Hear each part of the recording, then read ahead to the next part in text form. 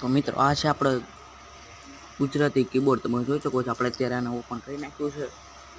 એવું જોવામાં English, not English, પછી આપણે જે હાથે આપણે જે આપણે લખીએ કે એ છે ભાઈ મારે ગુજરાતી છે. આપણે બતાવું આપણે વોટ્સઅપ પર આવી ગયું.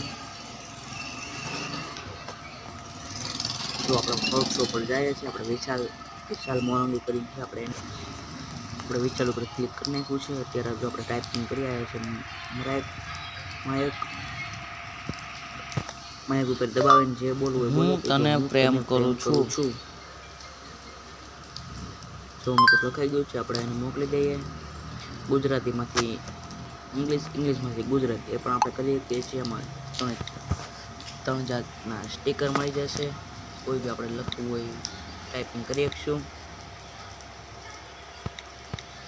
આપણે કોઈ બી ભાષામાં ટાઈપિંગ કરી શકશું. તમે જોઈ શકો છો.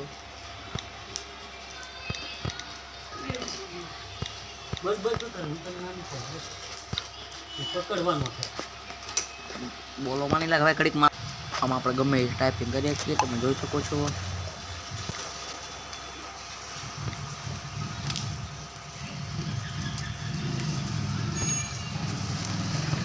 આપણે ગુજરાતીમાંથી ઇંગ્લિશ કરીએ છીએ અત્યારે. તમે જોઈ શકતા છો. આ છે દેશનું ગુજરાતી કીબોર્ડ.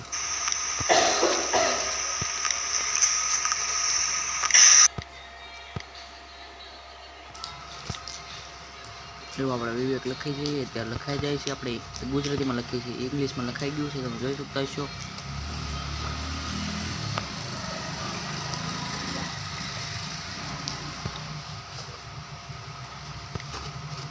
પછી આ આપણને સ્ટીકર પણ મળી જાય છે. તમને સ્ટીકર કેવી રીતે લેવાના એ પણ તમને બતાવું.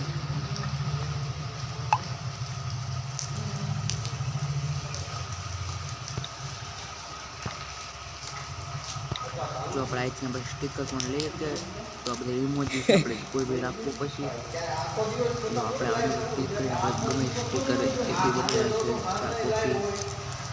ગમે સ્ટીકર પણ મળી જશે.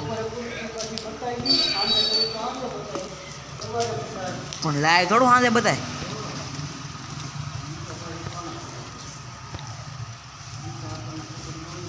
જો આપણે આ સ્ટીકર ક્લિક કરી નાખીએ છીએ ત્યારે આપણે નેટ ફૂલ થાય છે એટલે નથી આવી જઈએ. તો ચાલો મળીએ નવા બ્લોગમાં.